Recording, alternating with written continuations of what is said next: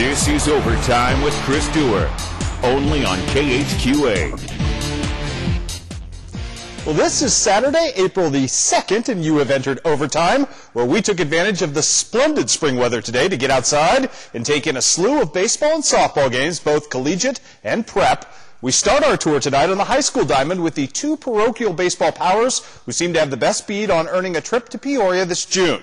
Quincy Notre Dame's merits are easy to see, with nearly every key contributor back from the Raiders from last season. Today, Chris Martin's club got its first real test of the year, though, with a visit from once-beaten Jacksonville, a nightmarish visit for Jacksonville today, as the Crimsons in Game 2 of a doubleheader found themselves down quickly in the bottom of the first. Quincy Notre Dame's Brandon Lee taking advantage of the pass ball after doubling to start the game. Then it's Daniel Wyman, the hot smash to third. He's too quick. That's an infield single, and that scores another run, making it 2-0.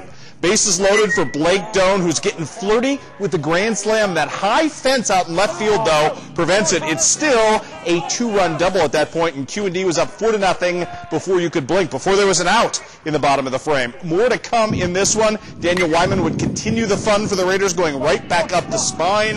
Drives home a couple more runs. You throw in a couple of runs with walks. Oh, but the Raiders aren't done in the frame yet. Luke Stammerjohn, 15 Raider batters got in the first inning, came to the plate. They drove in 10 runs. It was 10-0 before you could blink. And to add insult to injury, the Raiders playing some defense today as well. Daniel Wyman out in center field with the Willie Mays catch over the shoulder. That's pretty stuff. And then more to come right here. Look at Luke Stammerjohn out at third base with the nifty stare and the put out on the run. Beautiful gold glove type stuff from the Raider third baseman at this point. Crimson's looking for a highlight. Somebody, anybody? How about Logan Todd right here with a smash for a ribby? Too little, too late for the Crimsons as they lose the second game of the doubleheader by the final count of 13-3. The first game didn't go much better for Jacksonville as Quincy Notre Dame wins that behind a 3-run homer from Daniel Wyman and a 14-strikeout pitching performance. Complete game by Brandon Lee today. Q&D gets the wins and stays red hot. We mentioned the other parochial power in the area, Jacksonville Route, trying to take out a pair today from Piasaw Southwestern. Cam Morrison starting things off the right way for the Rockets right here as he'll hit a rocket double to the wall. That would set the wheels in motion. Kendall Rule about to step up. His high pop-up here, little 9-iron shot's going to fall in, scoring Mr. Morrison, and that extends Route's lead at that point to 7-1. Nick Duke back, and that's a big thing as well for the Route Rockets today. A little single to left field would set up our man Nolan Whalen, who always plays well when the KHQA cameras are in the house, right here with a big shot to left center field, scoring Mr. Duke at that point, but we're not done yet. My man TJ Pratt about to step to the plate with the bases loaded, or actually to load the base right here with the single, and that would set up the walk-off right here. It's a walk-off walk-in for Nick Lonergan as Route gets the victory today. 11-1 in the second game, and the Rockets win the first game as well today for the sweep, 10-4. We told you they're good. Awfully good indeed. More high school baseball today. Let's take you up to Hamilton, where West Hancock was hosting Payson Seymour. Two teams that are mid-level teams that could really jump this season. And how about the defense right here from Jordan Ketters of Payson? Sliding catch. Sensational Seven-Worthy right there to take away a short base hit.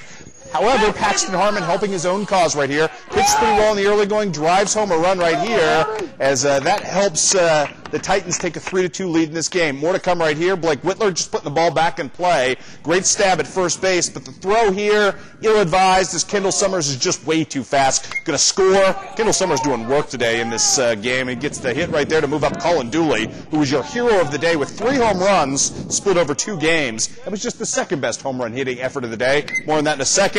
As West Hancock wins this game thanks to a pair of home runs by Colin Dooley. West Hancock wins 10-7, and as I mentioned, he had another one as well in the early game, or the late game, I should say, as West Hancock wins that one as well, 5-3. Jordan Ketters with a couple of ribbies and a losing cause for Payson Seymour. More scores to pass along today. Western sweeps a pair from Brussels, 8-6 and 10-0 for their first wins of the season. Gage Brown with a grand slam in the first game. Macomb continues to roll forth. Evan Bryant, your hero today, as Macomb hosts Porta, jumps out 8-0 in the first game and wins that game 9-6 in the second game. All Macomb again, and again it's Evan Bryant with 2 home runs, or a 2-run home run, I should say, as Macomb wins that one 11-1. Also, Illini West splitting today at the Galesburg tournament. Kyle Huss, big day at the plate in the win over Normal U High. That's a quality win for Todd Porter's team.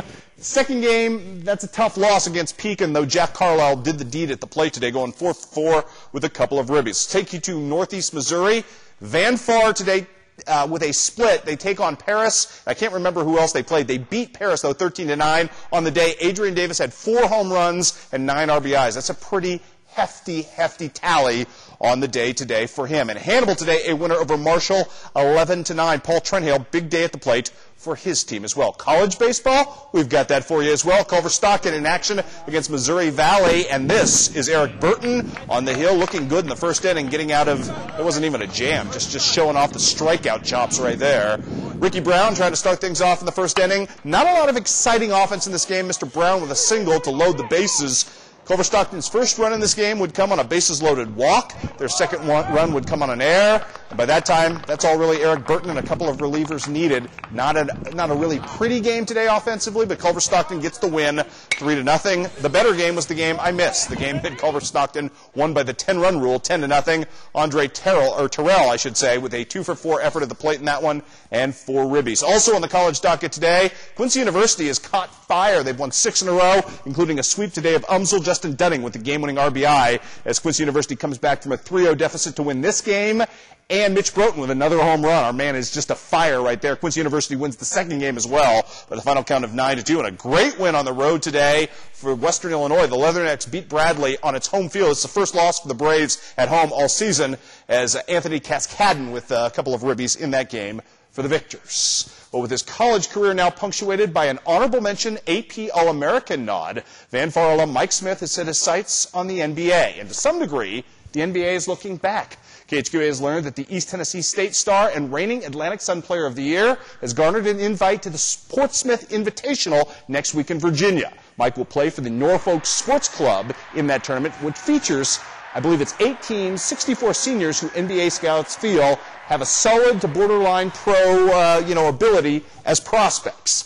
Not the biggest names in college basketball, but the players they feel that at least might have one skill that may translate and make them viable potential pro prospects. To wit, VCU star Jamie Skeen, who you saw tonight, Kansas State's Jacob Poulin, and believe it or not, Illinois' Mike Tisdale are among the other players on Portsmouth's rosters. We'll keep you appraised of how Mike does and keep our fingers crossed for Van Far's finest as he continues his pursuit of a pro basketball career. Well, still ahead here on Overtime, Tori Bunzell was Tory-rific in every sense of the word on the hill for the Quincy University Hawks softball team today. Plus, we take you to the Porta Slam in Springfield for all manner of high school fun as well.